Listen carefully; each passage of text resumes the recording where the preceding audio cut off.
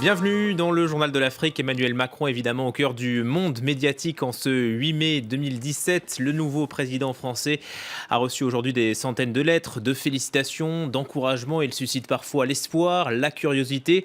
Quelle sera sa relation, sa politique avec l'Afrique? Avant d'y répondre avec notre invité ce soir, Lionel Zinsou, bonsoir. Bonsoir. On va récolter quelques réactions sur le continent. D'abord, cap sur la Côte d'Ivoire où nous attend Arnaud Froger. Bonsoir Arnaud, vous êtes à Abidjan. Alassane Ouattara a choisi, je crois, Twitter pour s'adresser à son jeune homologue. Oui, effectivement, Julien, le président ivoirien, a adressé sur les réseaux sociaux ses chaleureuses félicitations à Emmanuel Macron suite à, je cite, sa brillante victoire à l'élection présidentielle française. Alassane Ouattara fait part de sa disponibilité à œuvrer au raffermissement des liens qui unissent la France et la Côte d'Ivoire, des liens qui, vous le savez, sont très forts, économiques, mais aussi sur le plan sécuritaire. La France et la Côte d'Ivoire sont fer de lance, ici en Afrique de l'Ouest, de la lutte contre le terrorisme. Je vous rappelle que la France dispose à cet effet d'une base militaire ici, à Abidjan. Nous avons également pu joindre par téléphone le chef de file de l'opposition, Pascal Affinguessan, qui nous a confié un certain soulagement après le vote des Français face à un adversaire qui incarnait, selon lui, du protectionnisme, je cite, et un nationalisme exacerbé. Plus généralement, l'élection d'Emmanuel Macron en France s'est plutôt bien accueillie ici en Côte d'Ivoire. On salue un président jeune qui peut être porteur de relations un peu moins paternalistes, peut-être plus égalitaires entre la Côte d'Ivoire et son ancienne puissance coloniale. Un dernier mot, je vous signale qu'Emmanuel Macron a réalisé ici, chez les Français établis en Côte d'Ivoire, l'un de ses scores les plus importants, avec 83,6% des suffrages exprimés. Merci beaucoup Arnaud Froger. On a mieux, Emmanuel Macron rafle la mise. En Tunisie, là-bas, les Français l'ont choisi à près de 94%. On rejoint sur place notre correspondant à Tunis, Sandro Luiten. Sandro, c'est un plébiscite populaire et politique puisque Béji Caïd Essebsi évoque une élection brillante.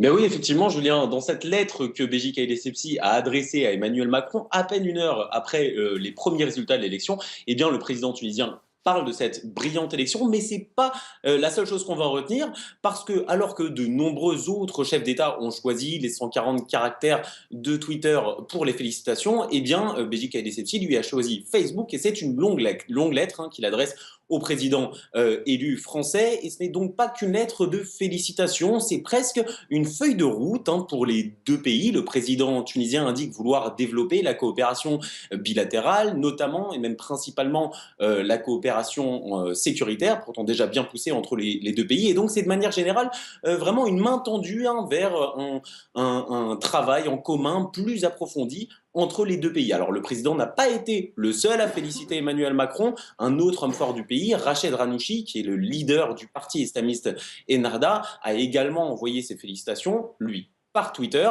Il s'est notamment félicité du choix de la France contre l'extrémisme et, je cite, pour un avenir ouvert et dynamique. Alors il faut dire que la Tunisie, bien entendu, a beaucoup suivi les élections françaises cette année. Le pays se sentait bien entendu concerné, notamment par les positions politiques de Marine Le Pen sur les sujets notamment d'immigration ou encore de l'islam. Donc aujourd'hui, les résultats de l'élection ont fait la quasi-totalité première page dans les quotidiens, notamment ici, on peut voir cet article, Macron, nouveau président, et dans le premier paragraphe, disons-le sans façon, c'est le soulagement, donc un des mots-clés dans la presse tunisienne aujourd'hui. Et puis pour finir sur une note un petit peu plus décalée, de nombreux internautes, eux, ont fait une remarque, celle que Emmanuel Macron, d'un côté, est le président élu démocratiquement le plus jeune, mais que d'un autre côté, le président tunisien Béji Caïd Essebsi a, lui, 90 ans, eh bien, il est plutôt parmi les plus vieux. Merci beaucoup.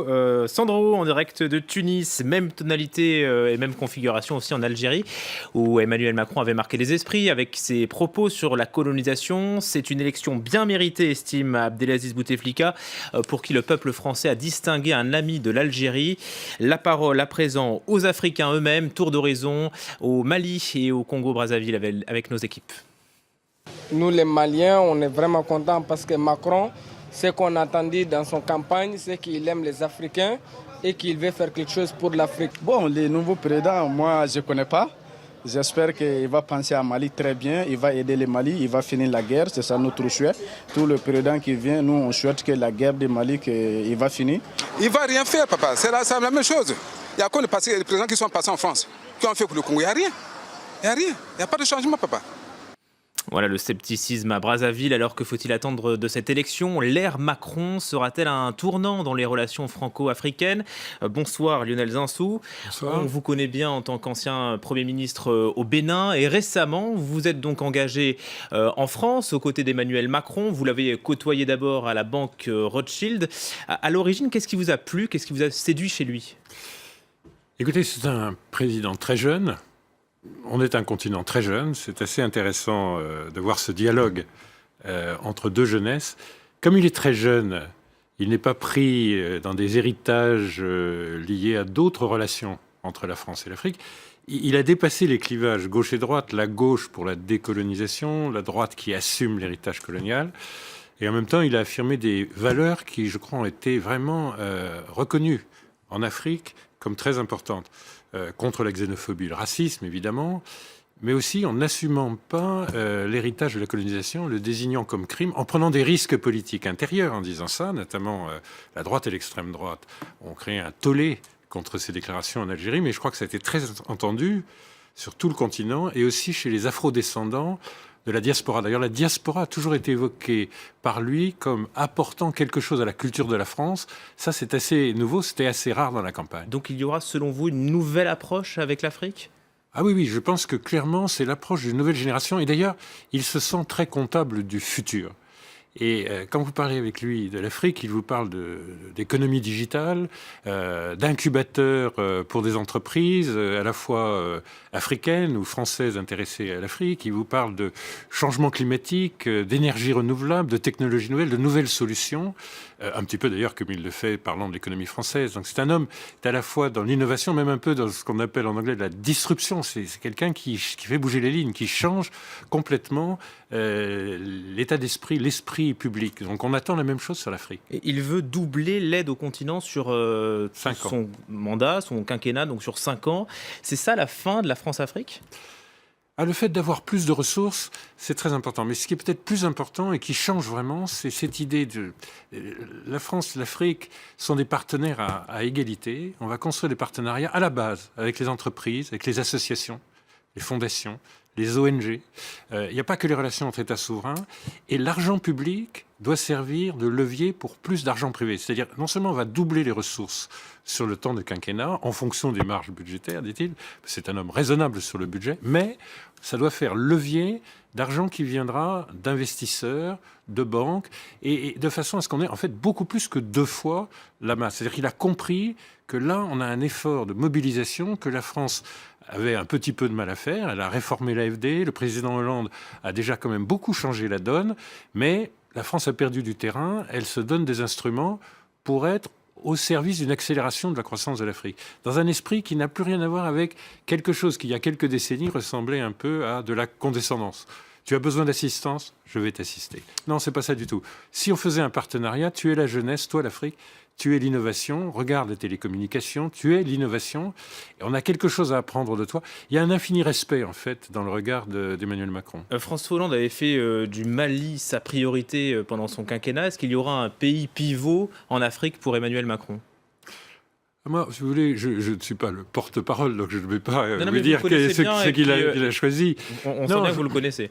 Mais je pense que ce n'est pas le Mali seulement, si vous voulez. Il y a un problème d'insécurité dans toute la zone sahélienne qui va vraiment plus loin à l'ouest et à l'est que le Mali. Et franchement, c'est une ligne de sécurité à la fois pour tous les pays d'Afrique côtière. Regardez comment la Côte d'Ivoire a été éprouvée par les événements du Mali, comment le Burkina a été éprouvé plus au sud.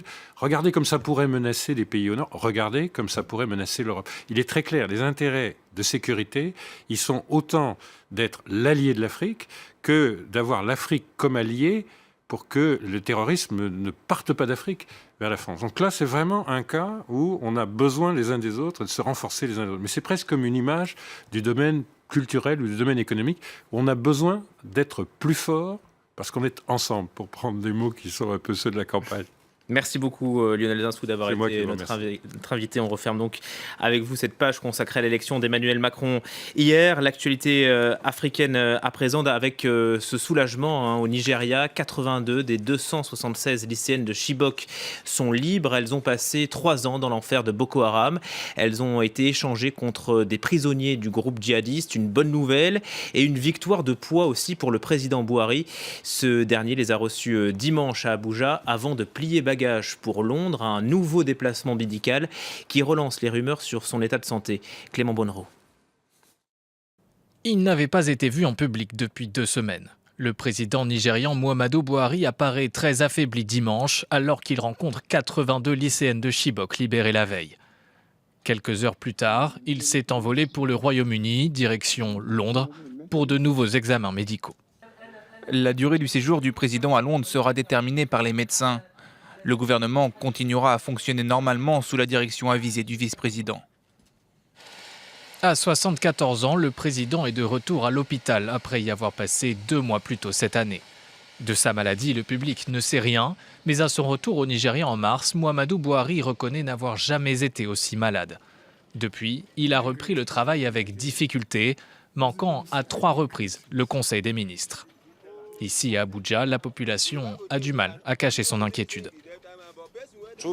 Ce serait une immense joie de voir notre président enfin rétabli de sa maladie, de le voir de nouveau ici au Nigeria, à son bureau, et conduire la mission pour laquelle nous l'avons élu. Nous, personnellement, en tant que Nigérians, nous sommes inquiets. Parce que rien ne change, tout est bloqué. Il ne se passe rien, nous sommes profondément troublés et inquiets. La santé du président reste un sujet sensible au Nigeria. En 2010, la mort soudaine du président Umaru Yar'Adua, après des mois de silence sur sa maladie, avait provoqué des violences à travers le pays. Merci de votre attention. Tout de suite, c'est le journal de 22h avec Aude Le Christ.